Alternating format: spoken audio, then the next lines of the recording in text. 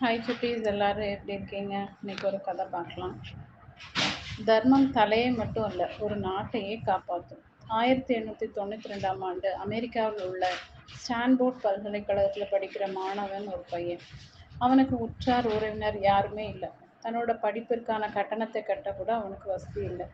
அவனும் அவனோட நெருங்கிய நண்பன் ஒருவனும் சேர்ந்து ஒரு முடிவுக்கு வர்றாங்க. பிரபல இசைக்கலைஞர் ஒருத்தரை கல்லூரியில் ஒரு இசை நிகழ்ச்சி நடத்த வச்சு அவங்க படிப்புக்கான தேவையான நிதியை திரட்டுறது அப்படின்னு முடிவு பண்ணாங்க. அதற்காக அந்த சமயத்தில் அமெரிக்காவில் ஏன் உலகம் முழுவதும் உலக புகழ் பெற்றுள்ளாங்க போலந்து நாட்டை சேர்ந்த பியானோ இசைக்கலைஞர் இக்னேசி ஜே பெட்ரோவஸ்கியை பார்த்து தேதி கேட்டாங்க. அவரது மேனேஜரோ, சார் வருவார், ஆனால் நீங்கள் அவருக்கு $2000 தரணும் அப்படின்னு சொல்லவும் இவங்க சந்தோஷமாக ஒப்புக்கிட்டாங்க. பெட்ரோவஸ்கி வர்றதா சொன்னதே பெரிய வெற்றி அப்படிங்கிறதுனால அவங்க அந்த நிகழ்ச்சியை சூப்பர் ஹிட் ஆக்க முடிவு செஞ்சு அல்லும் பகலுமா நிகழ்ச்சிக்காக திட்டமிட்டு உழைக்கிறாங்க. நிகழ்ச்சிக்கான அந்த நாளும் வந்தது. அந்த நாளில் எதிர்பாராத விதமான நகரில் வேறு சில முக்கிய நிகழ்வுகள் இருந்தபடினால எதிர்பார்த்தபடி டிக்கெட்டுகள் விற்பனை ஆகலை. அதனால அரங்கம் நிரம்பல. அரும்பாடுபட்டு விழாவை ஏற்பாடு செய்த இவங்களுக்கு எப்படி இருக்கும்? மனதை திடப்படுத்திக்கிட்டு பெட்ரோவிஸ்கியை பார்த்து நீங்கள் நடந்ததை கூறி நிகழ்ச்சியை நம்ம ரத்து செஞ்சிடலாம்னு சொல்கிறாங்க.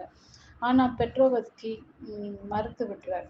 நான் திட்டமிட்டபடி எப்படியும் நடத்தியே தீர்வேன் அப்படின்னு சொல்கிறார்.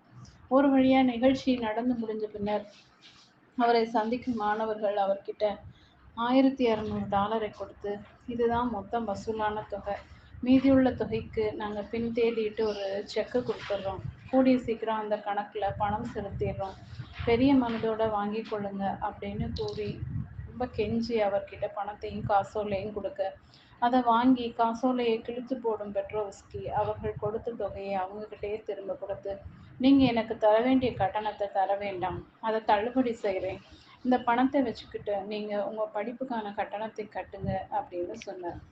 அவர்கள் கண்கள் கலங்கியபடி அவருக்கு நன்றி சொன்னாங்க.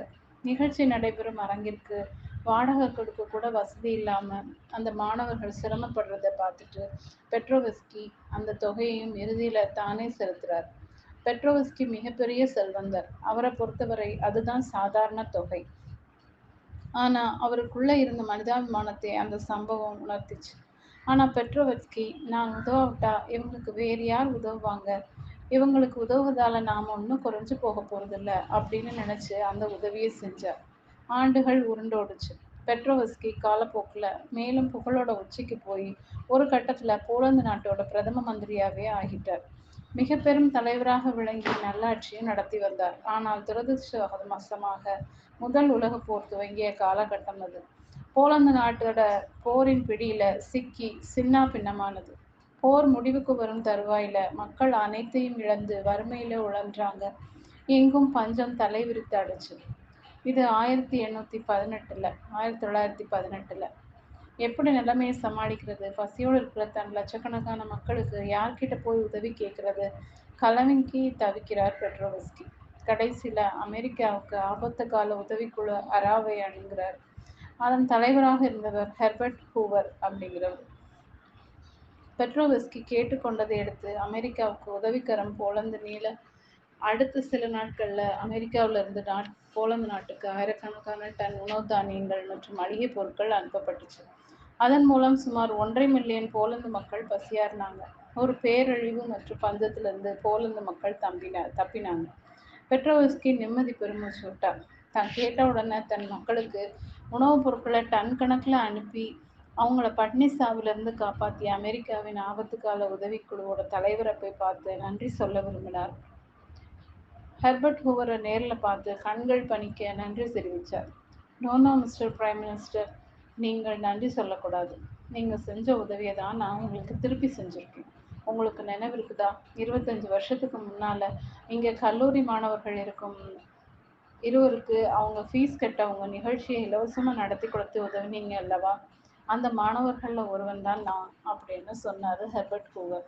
பெட்ரோவிஸ்கி கண்கள் கலங்கியபடி அவரை அணைச்சு கொண்டார். காலம் எப்போது யாரை எங்கே வைக்கணும்னு ஒருத்தராலையும் சொல்ல முடியாது. தனிப்பட்ட ஒருவருக்கு செய்த உதவி எப்படி ஒரு நாட்டுக்கே பன்மடங்கு திரும்ப கிடைக்கிறது பார்த்தீங்களா? இந்த உலகத்துல நீங்க எதை விதைக்கிறீங்களோ அதை பன்மடங்கு அறுவடை செய்வீங்க. ஏனென்ன விதைத்தவன் உறங்கினாலும், ஏன் அந்த படைத்தவனே உறங்கினாலும் விதைகள் ஒருபோதும் உறங்குறது கிடையாது. பலன் கருதாமல் பெட்ரோவிஸ்கி செய்த உதவி, ஆனால் அது காலத்தினால் செய்த உதவி ஆயிற்றே. காலம் குறிச்சு வச்சுக்கிட்டது. ஓகே சுட்டீஸ், இந்த கதை பிடிச்சிருந்தா லைக் பண்ணுங்க, சப்ஸ்கிரைப் பண்ணுங்க, ஃப்ரெண்ட்ஸ் அண்ட் ஃபேமிலிக்கு ஷேர் பண்ணுங்க. கூடவே இந்த பெல் ஐக்கானையும் கிளிக் பண்ண மறக்காதீங்க. பாய்.